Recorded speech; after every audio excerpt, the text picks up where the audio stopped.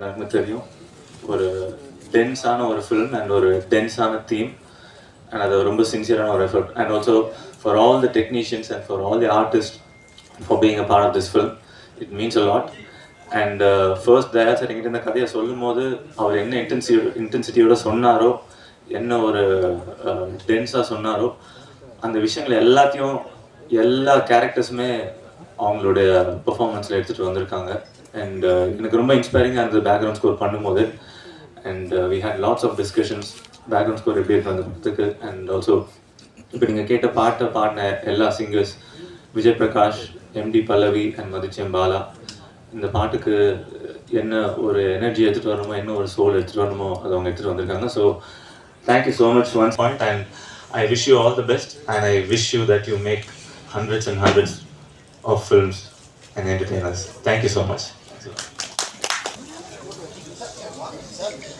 Ready, sir?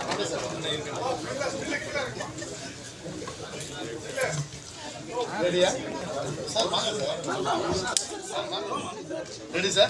Yes, sir. விளக்குகிறோம் உங்கள் கை தட்டல்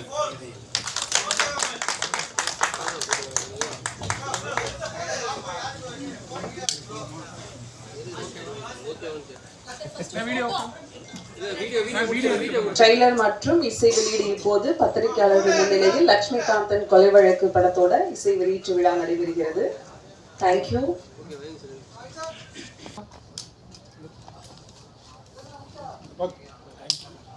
கொலை வழக்கில் முக்கிய பங்காற்றி இருக்கிறார். இவரை மாதிரி ஒரு கிரியேட்டிவ் டீம்ல இருக்கிறது படத்துக்கூட பெரிய பலம். இன்னும் நிறைய படங்கள் உங்கள்கிட்ட எதிர்பார்க்கிறோம். ஷான் அவர்களை பேச அழைக்கிறோம். கிரியேட்டிவ் டீம்னு ஒத்தையாக வந்திருக்கேன்.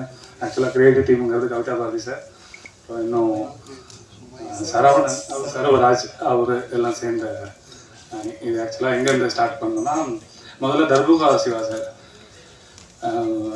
பயங்கர பிரமிப்பான விஷயம் என்னென்னா ஒரு லிரிக்ஸை கையில் கொடுத்து அதுக்கு இசையமைக்கிறதுங்கிறது அவருடைய கவிதையை கொடுத்து அது இசை வடிவமாக எப்படி வருங்கிறது இயக்குனர் ஒரு இதை வச்சுருந்துருப்பாரு. ஆனால் நாங்கள் முதல்ல கேட்கும் போது பயங்கர பிரமிப்பாக இருந்தது, அவ்வளோ அழகாக இருந்தது. இந்த படத்தோட எல்லா பாடல்களும் பார்த்தீங்கன்னா ஆல்ரெடி அவர்கிட்ட கவிதையை கொடுத்துட்டு அதுக்கப்புறம் அதுக்கு இசையமைக்க சொன்ன பாடல்கள் அதை இப்படி ஒவ்வொரு பாடலும் ஒவ்வொரு எமோஷன் பேசுது.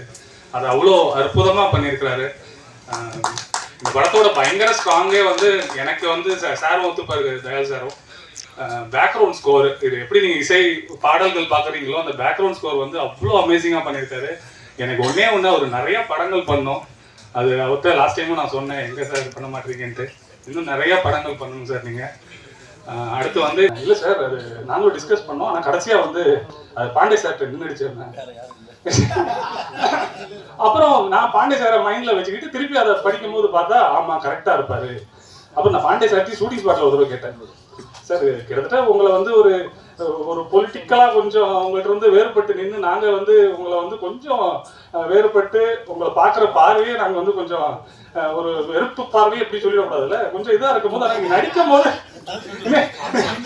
நடிக்கும் போது ஆனால் சில பேரை பிடிக்கவே பிடிக்காது கடைசி வரைக்கும்.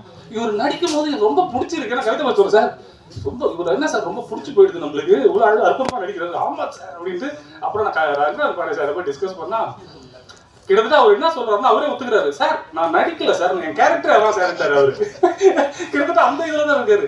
அது என்னப்பா இவரு நடிக்கலன்றாரு. ஆனா அவ்வளோ அற்புதமா நான் ஆக்சுவலாக படிக்கும் போது எங்களுக்கு பாண்டே சார் வந்தாருன்னா எதுக்காக இவங்க பாண்டே சார் உள்ள சேர்க்கிறாங்க, ஏதாவது சரி இந்த படத்துக்கு ஏதாவது ஒரு இது இருக்குமோ அது இருக்குமோ எல்லாம் யோசிக்கிறோம். ஆனா அவரு நடிக்கிறத பார்த்துட்டு அவுட்புட்டை பார்த்துட்டு கிட்டத்தட்ட அவர் பேசுற அந்த கான்வர்சேஷன்லாம் அவர் ரொம்ப அசால்ட்டா பண்ணியிருக்கிறாரு. குறிப்பா வெற்றி படத்துக்கு பிறகு இவரின் நடிப்பு தமிழ் சினிமாவில் கவனிக்கப்பட்டது. கல்லூரி பேராசிரியை, அன்பான அத்தை, வழக்கறிஞர். That was beautiful. Thank you so much. Good evening everyone. என்னோட லைஃப்ல நான் நல்ல ஒரு மகளா இல்லை நல்ல ஒரு சிஸ்டரா இல்லை நல்ல ஒரு நடிகையா இந்த மாதிரி எந்த ரோலில் நான் நல்லா எக்ஸிக்யூட் பண்ணியிருக்கேன்னு எனக்கு தெரியாது. ஆனால் நான் ரொம்ப பெருமைப்படுற ஒரு விஷயம் என்னென்னா நான் ஒரு அம்மா. அந்த அம்மாங்கிற விஷயம் எனக்கு கிடைச்சதுலேருந்து நான் அதுதான் என்னோட பெரிய பிளஸ்ஸிங்காக என் வாழ்க்கை ஃபுல்லாக நான் தூக்கிட்டு போகிற ஒரு விஷயம். அப்படி இருக்கும்போது எனக்கு இன்னைக்கு அந்த song touched me so much.